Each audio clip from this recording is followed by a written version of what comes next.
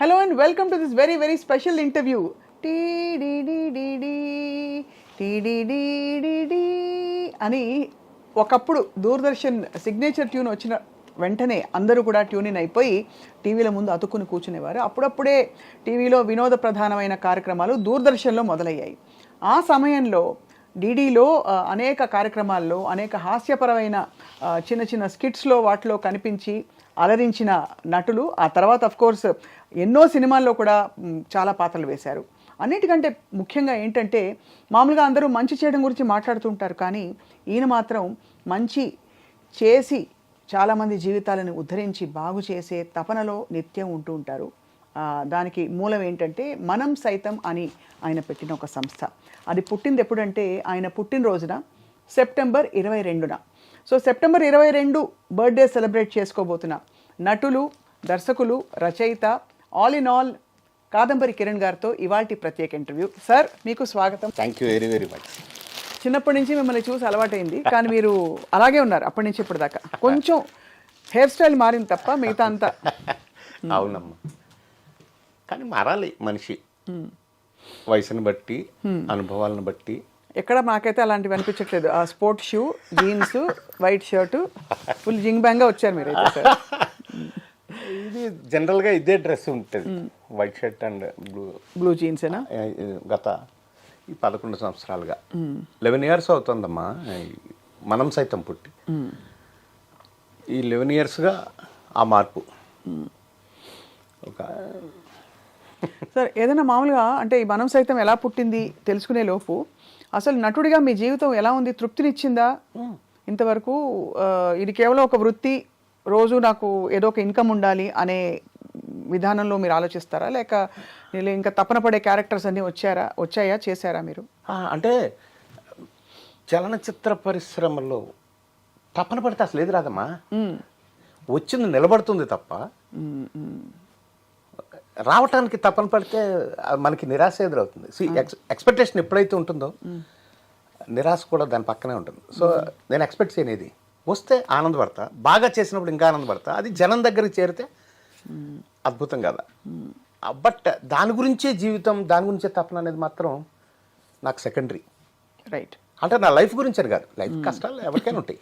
మోడీ గారికి ఉంటాయి, చంద్రబాబుకి ఉంటాయి, రేవంత్ అన్నకుంటే ఎవరికైనా ఉంటాయి. బట్ ఆ ప్రెషర్స్ వేరు, ఆ కష్టాలు వేరు. దాని నుంచి బయటపడటానికి అది వేరు. అది బట్ దానికి ప్రొఫెషన్కి సంబంధం లేదు. ప్రొఫెషన్ ఒక సంతృప్తికరమైనటువంటి ఒక ఫేజ్. అందులో సాటిస్ఫాక్షన్ పొందాలి, అది ధర్మం. అవును. బట్ మనకి సంతృప్తి ఏమిస్తుంది అనేది పాటించినప్పుడు అది ఆ జీవితం వేరు. అవును, కరెక్ట్. నేను అందుకనే మనం సైతంలో ఉన్నా. అందులో ఉన్న సంతృప్తి నాకు ఇందులో రాదు. నేను ఎక్స్పెక్ట్ కూడా చేయను. రోజు మనం సైతంతో మీకు ఏదో ఒక కనెక్షన్ ఉంటుందా సార్? అంటే కార్యక్రమాలు ఉంటాయమ్మా, ఏదో ఒకటి. అంటే ధనమూలం ఇదం జగత్ కదా. అంచేత ధనం తక్కువైనప్పుడు అప్లికేషన్స్ ఎన్ని ఉన్నా కానీ నేను కొంచెం సైలెన్స్ మెయింటైన్ చేయవలసి ఉంటుంది. అప్పుడు వాళ్ళు అనుకోవచ్చు, ఏంటి కాదంబరి ఫోన్ తీయట్లేదు, లేకపోతే అటెండ్ అవ్వట్లేదు, లేకపోతే ఆన్సర్ ఇవ్వట్లేదని. వాళ్ళకి చిరాకు, కోపం కూడా రావచ్చు, అసహ్యం కూడా రావచ్చు నా మీద. కానీ నాకు ఒక్క ఫోన్ కాల్ అటెండ్ చేయలేకపోతే, ఎవరికైనా హెల్ప్ అవసరమై ఫోన్ చేసినప్పుడు నేను పడే బాధ అంతే, నాకు నిజంగా చాలా కష్టం. సో ఎప్పుడైతే ఫండ్స్ తక్కువ ఉంటాయో ఆన్సర్ ఇవ్వలేము. ఇప్పుడు ఏదైనా ఒక హాస్పిటల్లో ఒక పని ఉందంటే వీలైతే హాస్పిటల్ దగ్గరికి వెళ్ళిపోతాం. పేషెంట్ని గవర్నమెంట్ హాస్పిటల్కి షిఫ్ట్ చేయగలిగితే గవర్నమెంట్ దగ్గరికి వెళ్ళిపోతాం, లేకపోతే అధికారుల దగ్గరికి వెళ్తాం. అలాగ అన్నీ చేయగలుగుతాం. బట్ మనమే అన్నీ చేయాలా అనే ప్లేస్ వచ్చినప్పుడు డబ్బు ప్రధానంగా ఉంటుంది కాబట్టి తప్పకుండా. అయ్యో, ఈ రోజుల్లో అందులో అసలు ఇలా ఎగిరిపోతాయి డబ్బులు, ఎన్నున్నా సరిపో. మనం సైతం కూడా నాకు ఇచ్చేవాళ్ళ దగ్గర కంటే పుచ్చుకునే వాళ్ళ దగ్గరికి ఎక్కువగా వెళ్తుంది. ఇచ్చేవాళ్ళ దగ్గరికి కొంచెం స్లోగా వెళ్తుంది. వాళ్ళు కూడా కొంచెం చూద్దాం. ఈ సంస్థ పుట్టాలంటే సార్ ఏదో ఒకటి జరుగుంటుంది మీ కళ్ళ ముందో, లేకపోతే మీరు చూసిన సంఘటనలు కావచ్చు మిమ్మల్ని ప్రభావితం చేసి. అవునమ్మా, మనం సైతం అనే సంస్థని పెట్టాలని ఒక ప్రేరేపణ మీకు వచ్చి ఉంటుంది. సో ఎలా సార్? మనం సైతం, నేను పేదవాణమ్మా, నాకు ఎటువంటి బలం లేదు. నేనంటూ ఇందాక మీరు చెప్పినట్టు టెలివిజన్ డే 1 నుంచి ఉన్న ఏకైక ప్రొఫెషనల్ యాక్టర్ టెక్నీషియన్ నేనే. I'm the very first professional in this Telugu television medium, అది గర్వంగా చెప్పగలను. కానీ మమ్మల్ని మేము డెవలప్ అప్పుడు టెలివిజన్ అనేది అంటే అవును, మేమే డెవలప్ చేసుకుంటూ మమ్మల్ని మేము డెవలప్ చేసుకుంటూ తల్లితో పాటు పుట్టిన బిడ్డలం మేము. అంతే. అంటే మీకు అంటే అప్పుడు పద్ధతులు ఇది ఇలా ఉండాలి, స్పాన్సర్ ప్రోగ్రామ్స్ అంటే ఏంటో తెలియదు, కమిషన్ ప్రోగ్రామ్స్ తెలియదు, అవన్నీ తెలియదు. కెమెరా ఎంత పెద్దగా ఉండేది, రికార్డర్ ఎంత పెద్దగా ఉండేది, 4 మోసేవాళ్ళం. అదే కదా. అట్లా ఆ టేప్స్ అలా ఉండేవి. అయితే అందులో మమ్మల్ని మేము డెవలప్ చేసుకోవటంలో లేదా డెవలప్ చేసుకుందాం అనే ఆ ఆతృతలోనో ఆ పోరాటంలోనో ఆరాటంలోనో నిర్మాత అయ్యాం, దర్శకుడు అయ్యాం, రైటర్ అయ్యాం, కొన్నిసార్లు కెమెరా కూడా ఆపరేట్ చేసాం, సౌండ్ రికార్డింగ్ ఆపరేట్ అంటే డబ్బింగ్ చేసాం, ప్రతి ఒక్కటి చేసుకుంటూ వెళ్తున్నాం. కానీ నిర్మాతగా అయినప్పటికీ వచ్చిన ప్రతి కొత్త ఛానల్లో నేను ప్రోగ్రామ్ చేశాను, సీరియల్ చేశాను ఓన్గా. 99% ఛానల్స్ నాకు డబ్బులు ఎగ్గొట్టాయి.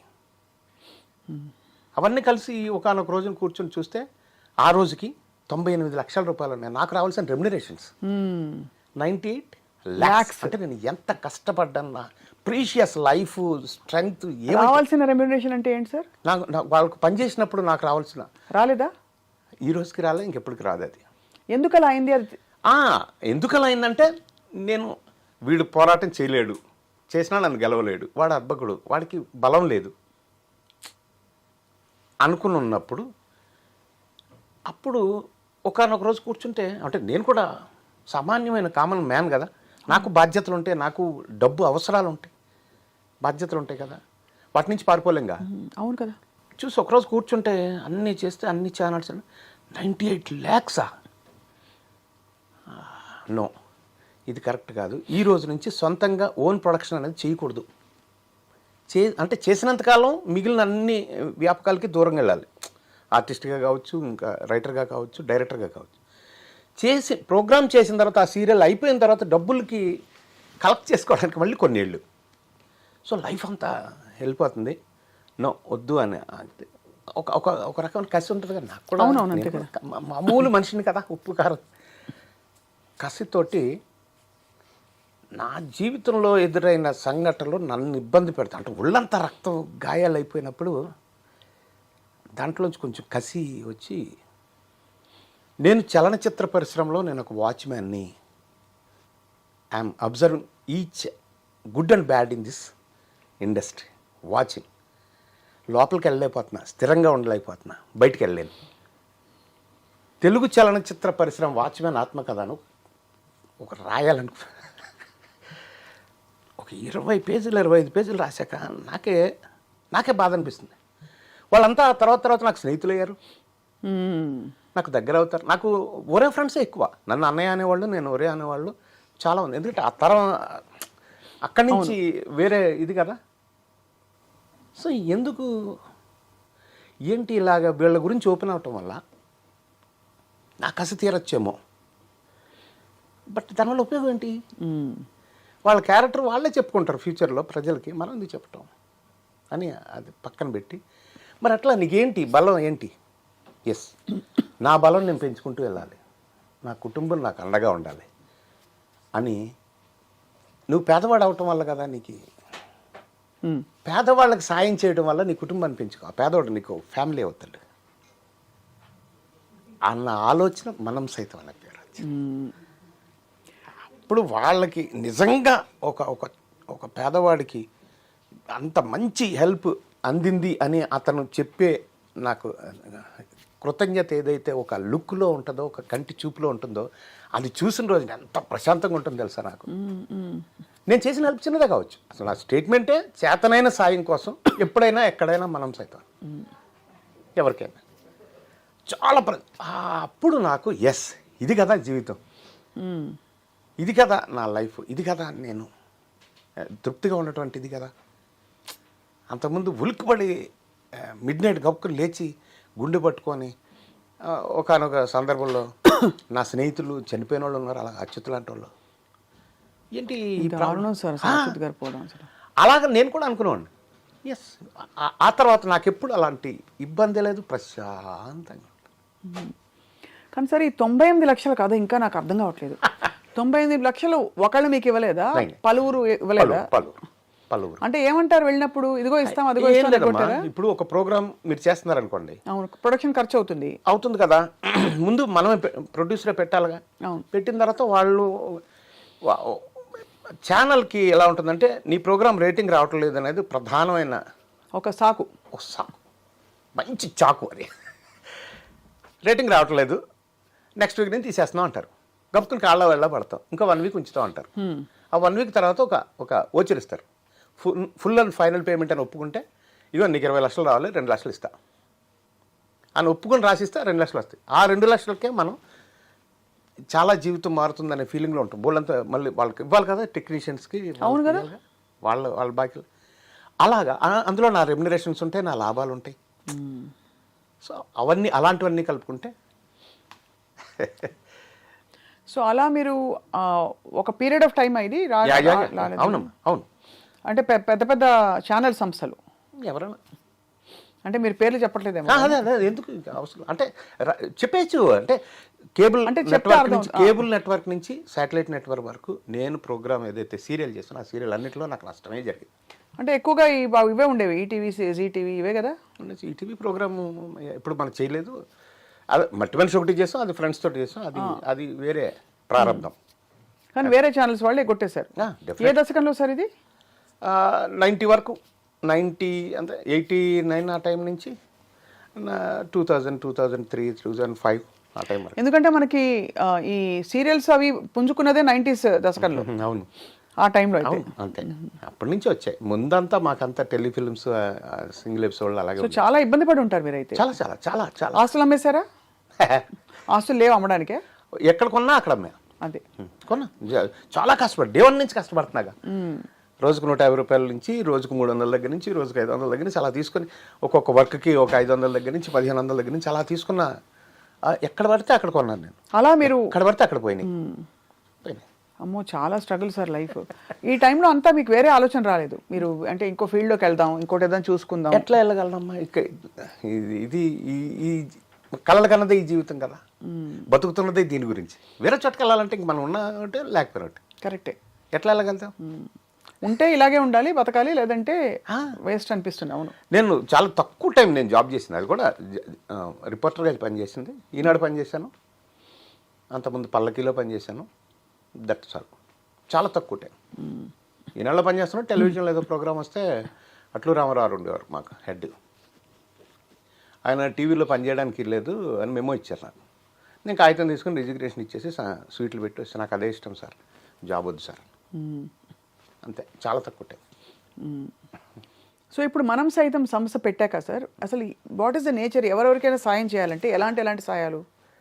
ఆర్థిక సాయం ఒకటి. అవునమ్మా, అన్నీ అమ్మా. అట్లే ఎలా అంటే నన్ను అడిగే వాళ్ళని బట్టి. ఇప్పుడు సపోజ్ మొన్న ఒక సినిమా ఇండస్ట్రీలో ఒక కాస్ట్యూమరు అతను ఇంట్లో పడిపోయాడు, తలకు దెబ్బ తగిలింది, ఏదో హాస్పిటల్లో జాయిన్ చేశారు.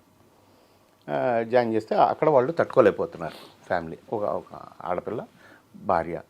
ఏం చేయాలి?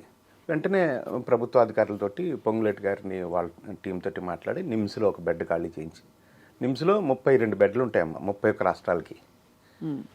అదే ఉంది. సో అక్కడైతేనే సీఎం రిలీఫ్ ఫండ్ నుంచి మనం ఏమైనా తెచ్చుకోవచ్చు, వాళ్ళ దగ్గర నుంచి ఏదైనా లెటర్ తేవచ్చు, ఏదైనా మాట చెప్పించవచ్చు. సో బెడ్ ఖాళీ అయినా మరో సెకండ్లో అక్కడ పేషెంట్ పెట్టేయాలి, ఎందుకంటే ప్రాణాలతో కాబట్టి వాళ్ళ పాలసీ అది. అవును. సో వేరే హాస్పిటల్ నుంచి హాస్పిటల్ వరకు మనిషిని తీసుకొచ్చి అక్కడ అవన్నీ కూడా చేయడానికి దానికి డబ్బు ఎంత అన్నది కాదు. అసలు మన పవర్ ఏంటి? పొంగులేటి గారు వాళ్ళ టీంలో మన మనుషులు ఎలా ఉంటారు. మనం అంతకుముందు అయితే లక్ష్మారెడ్డి గారి దగ్గర నుంచి ఏ మినిస్టర్ ఉన్నా కానీ హెల్త్ మినిస్టర్ అంటే నాకు సేవ చేసిన వాళ్ళు ఎక్కువ ఉన్నారు, నా పేదవాళ్ళకి. అలాగా ఇండస్ట్రీకి సంబంధించిన వాళ్ళందరికీ నేనున్నాను అని చెప్పే ఒక సంస్థ మనం. ఎస్ అమ్మా. అంటే ఇలాంటి ఒక వ్యవస్థ పెట్టినప్పుడు ఇండస్ట్రీ వరకు లేకపోతే ఫలానా శాఖ వరకు అన్నది ఉండకూడదు. కాబట్టి ఎవరికైనా ఉంటుంది. ఎక్కువగా నా చుట్టూరా పేదవాళ్ళు ఇండస్ట్రీ వాళ్ళు ఎక్కువ ఉంటారు కాబట్టి వాళ్ళకి ఎక్కువ లబ్ధి అవుతుంది. ఇప్పుడు కేరళ ఫ్లడ్స్కి ఇంతకుముందు వచ్చినప్పుడు అక్కడికి వెళ్ళి పనిచేసి వచ్చాం, తిత్లీ తుఫాన్కి వెళ్ళి పనిచేసి వచ్చాం, కర్నూలు ఫ్లడ్స్కి వెళ్ళి పనిచేసి వచ్చాం. బట్ ఆర్టిస్టులు టెక్నీషియన్స్ ఇండస్ట్రీ వాళ్ళకి అట్లా లేదమ్మా. ఎవరికైనా ఇస్తారు, సమాజంలో ఎవరికైనా. బట్ దానికో పరిధి ఉండదు కదా సార్. ఉండదు. ఏం తృప్తి ఉంటుంది, ఎలా తృప్తి ఉంటుంది? అంటే మన దగ్గరికి వెతుక్కుంటూ వచ్చిన వాళ్ళల్లో ఇందాక నేను చెప్పినట్టు మన ఫండ్స్ ఎలా ఉన్నాయి, మన శక్తి ఎక్కడ ఉంది, మన ఎలా అంతవరకు చేయగలం. ఇప్పుడు ఆంధ్రాలో ఇప్పుడు ప్రస్తుతం మనం చేయలేము, నేను దూరం అయిపోయిన వాళ్ళకి చేయలేం కాబట్టి. బట్ ఏమైనా చేయగలిగితే మళ్ళీ వాళ్ళకి కూడా చేస్తాం, ఎక్కడైనా చేస్తాం, సమస్య లేదు. బట్ చేసే మనకి దమ్ ఎంత ఉంది అది అంతే. చాలా అంటే దీనికి చాలా శ్రద్ధ కావాలి ఫస్ట్ ఆఫ్ ఆల్. అవునమ్మా. అండ్ ఒక అంకిత భావం కావాలి. ఎందుకంటే తిరిగి చూసుకుంటే మనకు వచ్చేది ఏముండదు.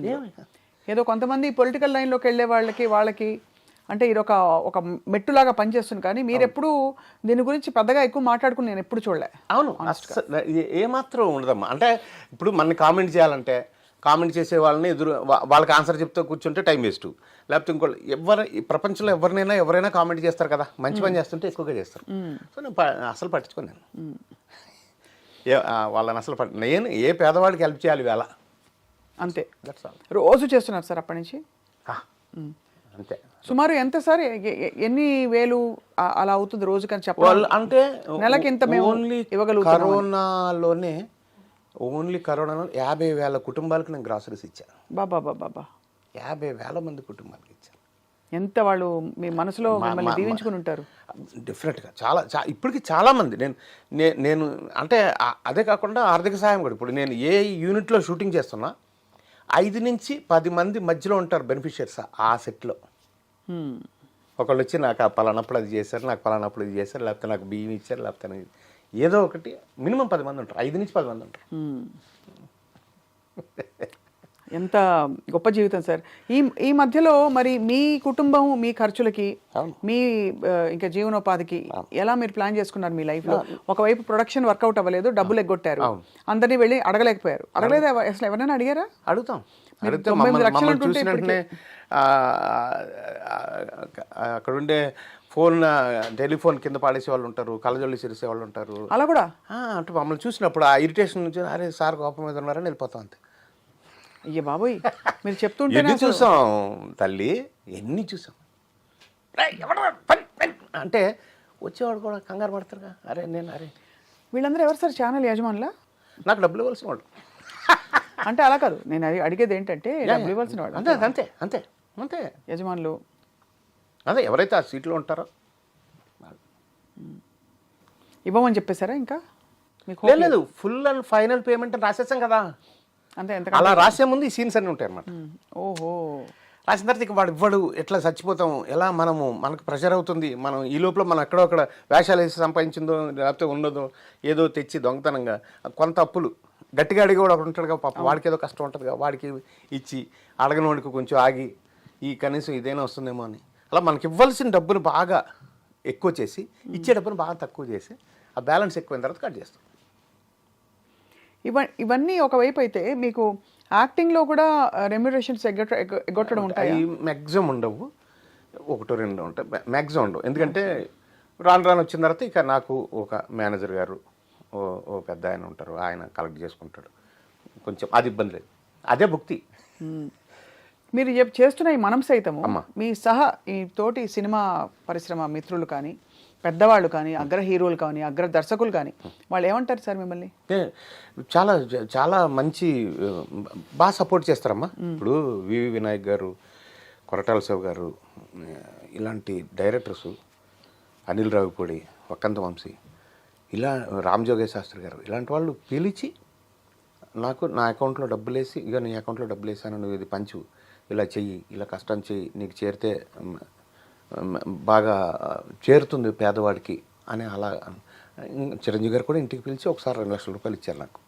ఎంత? 2 lakhs ఇచ్చారు, ఇంటికి పిలిచి ఇచ్చారు. ఎప్పుడు చాలా కాలం, ఒక 7 years అవుతుంది. అట్లా వాళ్ళంతా అలా చేసిన వాళ్ళే, బన్నీవాస్ గారు కానీ అలాంటి వాళ్ళంతా అలా పెద్దవాళ్ళ సపోర్ట్ ఉంటుంది. చదలవాడ శ్రీనివాసరావు గారు, చాలామంది అలా. అంటే ఇప్పుడు సడన్గా చెప్పలేకపోవచ్చు, బట్ అదే అర్థమైంది. అంటే వాళ్ళ వైఖరి ఎలా ఉంటుందని సపోర్ట్ ఉంటుంది. రాను ఏంటంటే వాళ్ళకి కూడా ఒత్తిళ్ళు ఉంటాయి కదా, వాళ్ళ తాలూకు మనుషులకు వాళ్ళు చేయటం. ఇప్పుడు జనరల్గా ఏమవుతుందంటే, ఇప్పుడు నువ్వు ఉన్నావమ్మా, నీకు మేకప్ వేసేవాళ్ళు, నీ అసిస్టెంట్లో, నీ కార్ డ్రైవరు, మీ ఇంట్లో పని చేసేవాళ్ళు, నీకు అసిస్టెంట్స్, వాళ్ళని సేవ్ చేయడానికి ఒక స్టార్ ఎవరైనా చూసుకుంటారు. నాకు అలా కాదుగా, నాకు వచ్చిన వాళ్ళంతా నా ఫ్యామిలీ అని, పేదవాళ్ళే నా ఫ్యామిలీ అని చెప్పే మనిషిని కదా. అవును. సో వాళ్ళు అందులోనే ఉండిపోతారు, నాకు ఆ పరిధులు లేవు. చాలా అసలు స్ట్రగుల్స్తో కూడిన సక్సెస్ఫుల్ జీవితం ఇది. అవునమ్మా. అంటే ఎందుకంటే సక్సెస్ఫుల్ బికాజ్ ఇంతమంది జీవితాలు మీరు తాకారు కాబట్టి, తాకుతున్నారు, ఇంకా కంటిన్యూ అవుతుందని చెప్పి. సో మీ నటన జీవితం ఎలా కొనసాగింది సార్? మీరు వెతుక్కోకుండా రోల్స్ వస్తున్నాయా మీకు? వెతుక్కోకుండానే ఉంటాం. ఎప్పుడైనా అడిగితే రాదమ్మా. మీరు ఏది అడిగి రాలేదు? ఏదైనా సరే, ఏ అవకాశమైనా సినిమా ఇండస్ట్రీలో అడిగితే రాదు. కానీ ఇంతమంది నటులలో అందులో మీరు వేసే క్యారెక్టర్స్ లో ఆ స్లాట్ లో చాలా మంది ఉంటారు. కాదంబరి కిరణ్ గారు వాళ్ళ మనసులో తట్టాలి వెంటనే స్ఫురించాలంటే మీరు ఎలా తట్టిన వాడికే కదా నేను వెళ్ళి పనిచేసేది. దాంతో సాటిస్ఫై అయిపోవడమే అంతే. ఇప్పుడు నేను ఒక మంచి వేషం చేస్తాను అనుకోమా, అది ఆల్రెడీ ఇప్పుడు ఒక స్క్రిప్ట్ రాసే రైటరు, ఆ రైటర్ చుట్టూరా ఉండే టీము, ఒక అసిస్టెంట్ డైరెక్టర్స్ వాళ్ళందరి టీము, ఒక మేనేజర్స్ వాళ్ళందరి టీము, డైరెక్టర్ ప్రొడ్యూసర్ దగ్గర వీళ్ళందరూ ఉంటారుగా. అవును. వాళ్ళందరూ రెగ్యులర్గా అన్ని సినిమాలు చూస్తుంటారు. నేను రెగ్యులర్గా ఇప్పటికీ ఇండస్ట్రీలో ఉన్నాగా, నా సమకాలీకులు చాలామంది ఇళ్లలో ఉండిపోయారు, కొంతమంది చచ్చిపోయారు. బట్ నేను అలా కాదు, ఈ రోజుకి నేను పనిచేస్తూనే ఉన్నా. ఇప్పుడు నాకు 5-6 సినిమాలు చేతిలో ఉన్నాయి, 6 సినిమాలు ఉన్నాయి చేస్తాను. 6 సినిమాలు అంటే నెలకి ఆల్మోస్ట్ ఒక 15-20 డేస్ బిజీ. మీరు 10 డేస్ అయితే ఈజీగా ఉంటుంది. 10 డేస్ 10 డేస్ ఈజీ. మీరు అత్యంత స్ట్రగుల్ పడిన సమయం ఈ 98 లక్షల కథ నాకు ఇంకా అసలు బుర్రకెక్కట్లేదు, బాగా నాకు కూడా కోపంగా ఉంది, నాకే అన్ని విసిరేలా ఉంది. మీరు అంటే మీకు అంతమంది ఎగొట్టారంటే it is not easy. First of all sir, డబ్బులు పోగొట్టుకోవడం ఒకటి, రెండోది మనం ఇంత కోల్పోయాము, మనని ఇంతమంది మోసం చేస్తారనే ఫీలింగ్ ఎవరు తట్టుకోలేరు. అవును. ఆ కసి, నేను అదే ఆ కసిలోంచి నన్ను మోసం చేసిన వాడిని ఇంకా ప్రేమగా పలకరిస్తాను నేను ఇప్పుడు. ఇంకా వాళ్ళు వచ్చి కాఫీ ఉన్నారు కదా, నేను ఇంకా బతికే ఉన్నాగా. మీరు ఓకే వాళ్ళు వచ్చి ఉంటారు.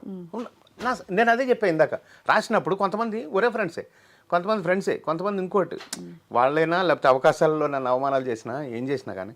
ఇప్పుడు నేను మధ్యలో ఒక మంచి ప్రోగ్రామ్ చేస్తా ఉన్నప్పుడు నాకు ఫిల్మ్ డైరెక్షన్ అవకాశం వచ్చింది. అది నేను ప్రమోషన్ అనుకున్నా.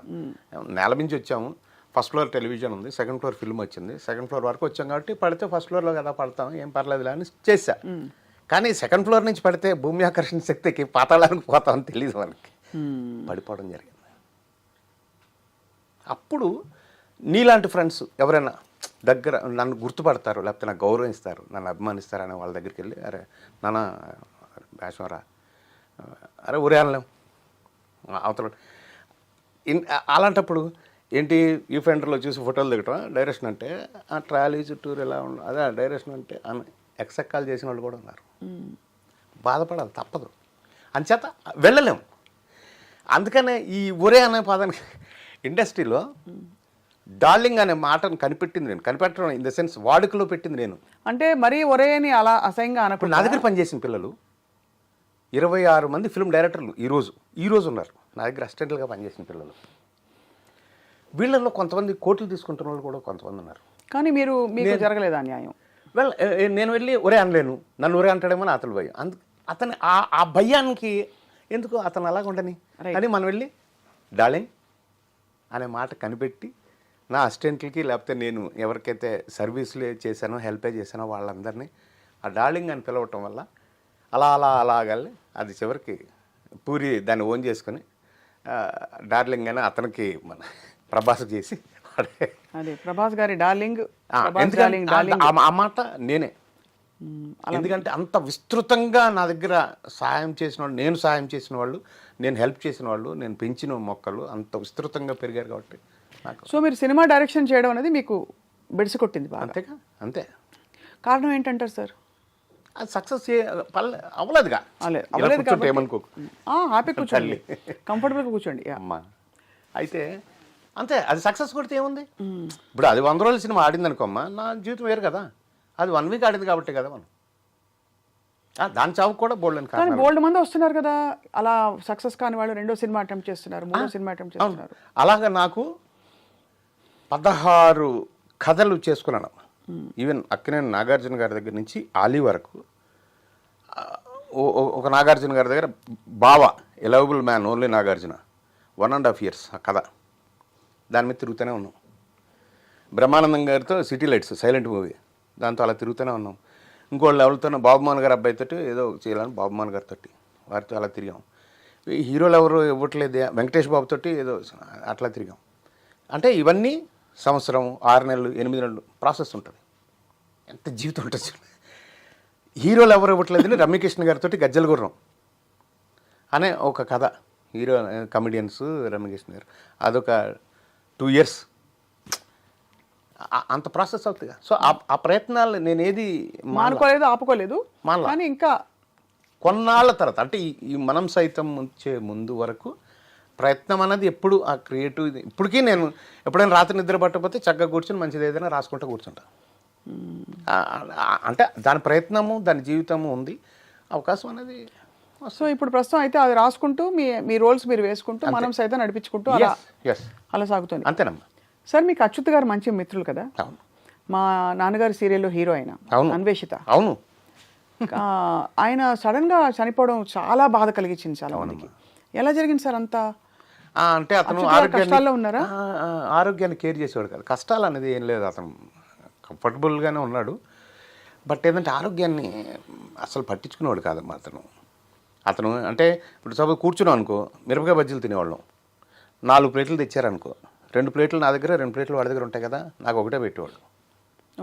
మేమిద్దరం మిరపకాయ బజ్జీలు తిన్నామనేవాడు. వెన్న, జీడిపప్పు, లేకపోతే ఇంకోటి స్వీట్లు, అంటే వాళ్ళకి అలా ఇష్టం. చల్లటి కూల్ డ్రింక్, చల్లటి వాటర్ కూడా చాలా డేంజర్ అమ్మా ఇప్పుడు. చల్లటి కూల్ డ్రింక్ తాగేవాడు. అట్లా ప్రెషర్స్ ఉంటాయి కదా. అతను వినైల్ ప్రింటింగ్ ఒక కంపెనీ ఏదో అనుకున్నాడు ఫ్రెండ్ తోటి, న్యూస్వీడ్ అతను. అందులో కొంచెం 24-24- అనేవాడు, 24 లక్షలు అంతా అప్పుడు అప్పు అయ్యాడని ఆవిడ చెప్పాడు. మాకు చెప్పలేదు అది. 24 లక్షలు అప్పుడు ఎవరు అప్పయ్యారు? ఈయనే అప్పయ్యారా అని తెచ్చాడు, ఆ ప్రాసెస్కి తీసుకొచ్చాడని చెప్పేవాడు. మేము అంతా న్యూస్వీడ్ వెళ్ళాం. ఆ ఫ్రెండ్ పార్ట్నర్ ఎవరైతే ఉన్నాడో అతనిది ఏదో షాప్ ఓపెనింగ్, అక్కడికి కూడా వెళ్ళాం మేము. బట్ ఆ తర్వాత వచ్చి సడన్గా గాంధీ అనే ఫ్రెండ్ వచ్చి ఇట్లా యశోదలో చేరాడు అన్నయ్య రాత్రి. వెళ్ళినప్పుడు చచ్చిపోయాడు. షాక్ అయి ఉంటారు మీరు. లైఫ్ అంటే జీవితం ఎంత తాత్కాలికం. చాలా చాలా చాలా చాలా చాలా. ఎందుకంటే మామూలు ఒక స్నేహితుడిగా, ఒక మంచి స్నేహితుడిగా అతను చనిపోవటం ఒక బాధ అయితే, అప్పుడు మేము కలిసి నాగేశ్వరరావు గారి సీరియల్ నేను వచ్చితే స్టార్ట్ చేసాం.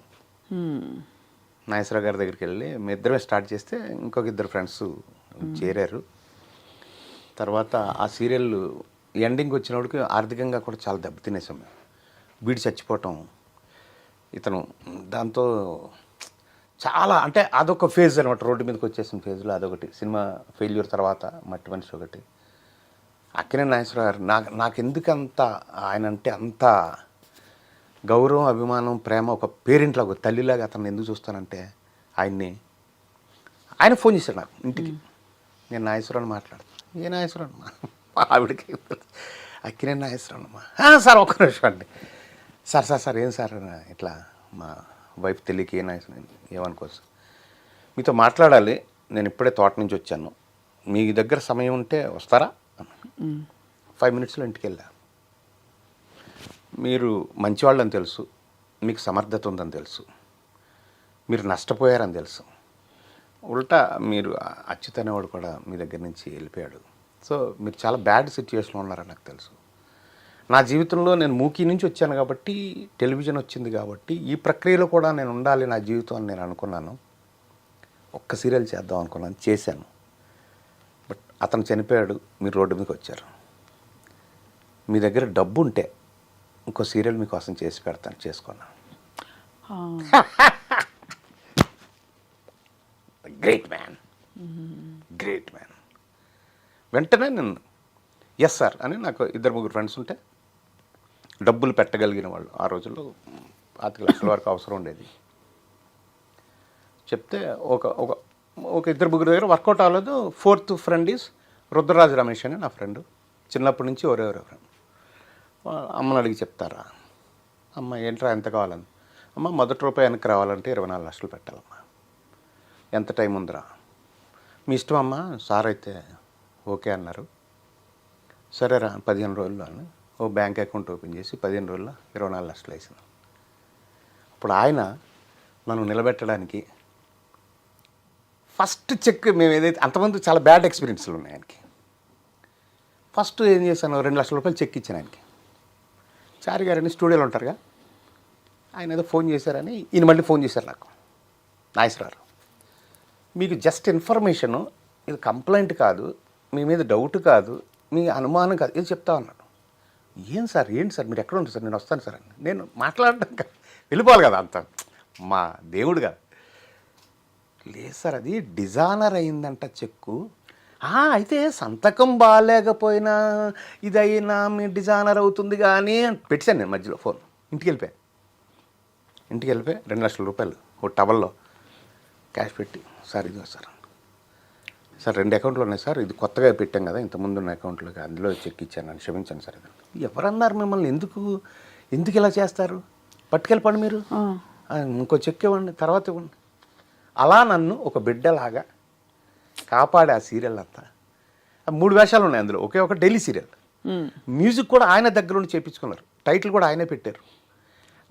కాస్ట్యూమ్స్ నేను అమెరికా వెళ్ళినప్పుడు జీన్స్, టీషర్ట్లు, కలజోళ్ళు అవి వాడుతూ ఉంటాను, అవన్నీ అన్నీ డిస్ప్లే చేయించి వాళ్ళ కాస్ట్యూమర్ తోటి, మీ వేషానికి ఇందులో ఏం కావాలో నోట్ చేసుకోండి, తీసుకోండి అని. ఎంత గొప్పగా అంటే ఒక జర్కిన్ లాంటివి ఉన్నాయన్నమాట ఒక వేషానికి. లైఫ్ స్టైల్లో ఉంటాయి ఇక్కడ, వెళ్దాము అని నాతో షాపింగ్ వచ్చారు ఆయన. ఎందుకు వచ్చారంటే ఆయన నాకంటే చిన్న సైజు, మా ఇద్దరు మధ్య సైజులో తీసుకుంటే ఆయనకి కొంచెం ఫిట్ ఉంటుంది, వేషం అయిపోయిన తర్వాత నేను వేసుకోవాలని ఆయన కోరిక. అది పాడేయద్దు, లేకపోతే కాస్ట్యూమ్స్లో పెట్టద్దు, నువ్వు వేసుకో నా వేషం అయిపోయిన తర్వాత అని నాతో షాపింగ్ వచ్చి ఇద్దరికి మధ్యలో సైజు ఉన్నది తీసుకొని.